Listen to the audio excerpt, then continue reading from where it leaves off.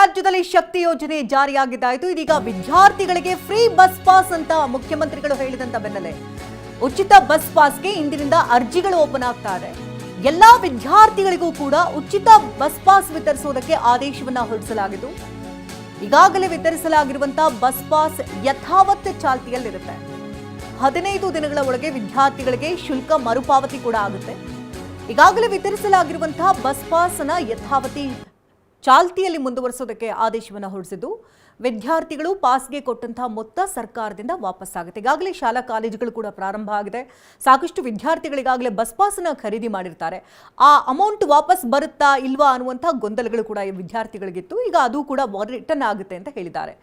ಇನ್ನು ರಾಜ್ಯ ಸರ್ಕಾರ ಎಲ್ಲ ವಿದ್ಯಾರ್ಥಿಗಳಿಗೂ ಫ್ರೀ ಬಸ್ ಪಾಸನ್ನು ಘೋಷಿಸಿದ್ದು, ಇವತ್ತಿನಿಂದಲೇ ವಿದ್ಯಾರ್ಥಿಗಳು ಅರ್ಜಿಯನ್ನು ಹಾಕಬಹುದು.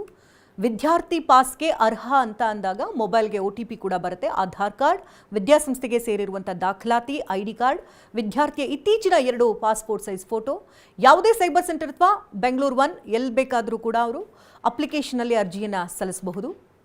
ಈ ಸೇವಾ ಸಿಂಧು ಪೋರ್ಟಲ್ನಲ್ಲೂ ಕೂಡ ಅರ್ಜಿ ಸಲ್ಲಿಸೋಕೆ ಆನ್ಲೈನ್ ಅವಕಾಶ ಇದೆ.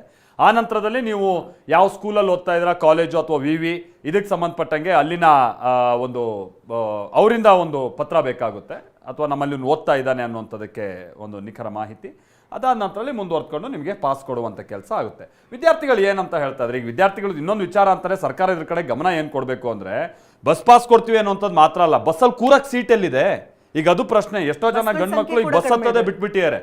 ಹಾಗಾಗಿ ಅದ್ರ ಕಡೆನೂ ಒಂದು ಸ್ವಲ್ಪ ಗಮನ ಕೊಡಬೇಕು. ಫ್ರೀ ಅಂತ ಎಲ್ಲರನ್ನೂ ತುಂಬೋದಲ್ಲ, ಕೊಟ್ಟಿಗೆ ತುಂಬ್ದಂಗೆ ಒಂದಷ್ಟು ಬಸ್ಗಳನ್ನು ವ್ಯವಸ್ಥೆಗಳನ್ನ ಚೆನ್ನಾಗಿ ಮಾಡಿದ್ರೆ ಭಾಳ ಅನುಕೂಲ ಆಗುತ್ತೆ. ವಿದ್ಯಾರ್ಥಿಗಳು ಏನು ಹೇಳ್ತಾರೆ ಬನ್ನಿ ಕೇಳೋಣ. ಉಪಯೋಗ ಆಗಿದೆ. ಇದರಿಂದ ಸ್ಟೂಡೆಂಟ್ಗೆ ಆ್ಯಕ್ಚುಲಿ ದುಡ್ಡು ತುಂಬ ಖರ್ಚಾಗ್ತಿತ್ತು. ದೂರಿಂದ ಬರ್ತಿದ್ರು ಎಷ್ಟೋ ವಿದ್ಯಾರ್ಥಿಗಳು, ಅದರಲ್ಲಿ ಬಡವರು ಇರ್ತಾರೆ, ಅವರಿಗೆಲ್ಲ ಆ್ಯಕ್ಚುಲಿ ಇದು ಹೆಲ್ಪ್ ಆಗಿದೆ. ಇದೇ ಥರ ಗೌರ್ಮೆಂಟ್ದವರು ಸ್ಟೂಡೆಂಟ್ಗೆ ಒಳ್ಳೆ ಹೆಲ್ಪ್ ಮಾಡ್ಕೋತು ಸ್ಟೂಡೆಂಟ್ನ ಬೆಳೆಸ್ಬೇಕು ಅಂತ ಹೇಳ್ತೀನಿ. ನಾವು ಆ್ಯಕ್ಚುಲಿ ಮುಂಚೆ ಇವಾಗ ಇಂಟರ್ನ್ಶಿಪ್ಗೆ ಅಂತ ಹೋಗುವಾಗ ಎಲೆಕ್ಟ್ರಾನಿಕ್ ಸಿಟಿ, ದೇವನಹಳ್ಳಿ, ನೆಲಮಂಗಲ ಈ ಕಡೆ ಎಲ್ಲ ಹೋಗ್ತಿದ್ವಿ. ನಮ್ಮದು ಬಸ್ ಪಾಸ್ ಎಲ್ಲ ನಮ್ಮ ಜನರಲ್ ಎಲ್ಲ ಸ್ವಲ್ಪ ಜಾಸ್ತಿ ಆಗ್ತಿತ್ತು. ಅದಕ್ಕೆ ಪ್ರತಿ ದಿವಸ ಡೈಲಿ ಪಾಸು 80 ರೂಪೀಸ್ ತೆಗಿಸ್ತಿದ್ವಿ. ಅದರಿಂದ ಆ್ಯಕ್ಚುಲಿ ದುಡ್ಡು ತುಂಬ ಖರ್ಚಾಗುತ್ತೆ. ಎಲ್ಲರಿಗೂ ಖುಷಿಯಾಗಿದೆ. ಆ್ಯಕ್ಚುಲಿ ಇದೇ ಥರ ಕೆಲಸನ ಮಾಡ್ತಿರ್ಬೇಕು ಗೌರ್ಮೆಂಟು. ವಿದ್ಯಾರ್ಥಿಗಳಿಗೆ ಬೆಂಬಲಿಸಬೇಕು. ಸ್ಟೂಡೆಂಟ್ಸ್ಗೆ ಜಾಸ್ತಿ ಬಡ ಮಕ್ಕಳು ಬರ್ತಿದ್ದಾರೆ. ಬಡ ಮಕ್ಕಳಿಂದ ದೂರದಿಂದ ಟ್ರಾವೆಲ್ ಮಾಡ್ತಾರೆ. 1800 ಪಾಸ್ಗಳು ಆಗುತ್ತೆ. ಬೇಜಾನ್ ಬಸ್ಗಳು ಕಮ್ಮಿ ಮಾಡಿದ್ದಾರೆ. 10 ಬಸ್ಗಳು ಓಡಾಡೋ ಕಡೆ 5 ಬಸ್ ಓಡಾಡ್ತವೆ. ಅದನ್ನು ಸ್ವಲ್ಪ ಸಾಲ್ವ್ ಮಾಡಿದ್ರೆ ಮುಗಿದು ತುಂಬ ಖುಷಿ ಆಗುತ್ತೆ. ಯಾಕಂದರೆ ನಾವು ಹೆಸರುಘಟ್ಟದಿಂದ ಓಡಾಡೋದು. ಸೊ ಫ್ರೀ ಬಸ್ ಪಾಸ್ ಅಂದರೆ ನಮಗೆ ಇನ್ನೂ ಉಪಯೋಗ ಆಗುತ್ತೆ. ಯಾಕಂದರೆ ನಾವು ತುಂಬ ದೂರದಿಂದ ಓಡಾಡೋದು ನಮ್ಗೆ ತುಂಬ ಸಹಾಯ ಆಗುತ್ತೆ. ಸುಮ್ಮನೆ 1000 ಚಿಲ್ಲರೆ ಕೊಟ್ಟು ಓಡಾಡೋದ್ರಿಂದ ಇವಾಗ ಗೌರ್ಮೆಂಟ್ ಏನು ಹೊಸದಾಗಿ ರೂಲ್ಸ್ ಮಾಡಿದ್ದಾರೆ, ಅದೆಲ್ಲ ಸ್ಟೂಡೆಂಟ್ಸ್ ತುಂಬ ಉಪಯೋಗ ಆಗುತ್ತೆ. ನಾವು ಅಮೌಂಟ್ ಕೊಟ್ಟು ಓಡಾಡಬೇಕಂದ್ರೆ ತುಂಬ ಕಾಸೆಲ್ಲ ಖರ್ಚಾಗ್ತಿತ್ತು.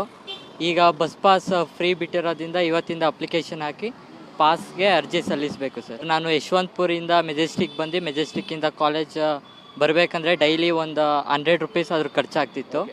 ಈಗ ಪಾಸಿಂದ ತುಂಬ ಸೌಲಭ್ಯ ಆಗ್ತಿದೆ ಸರ್.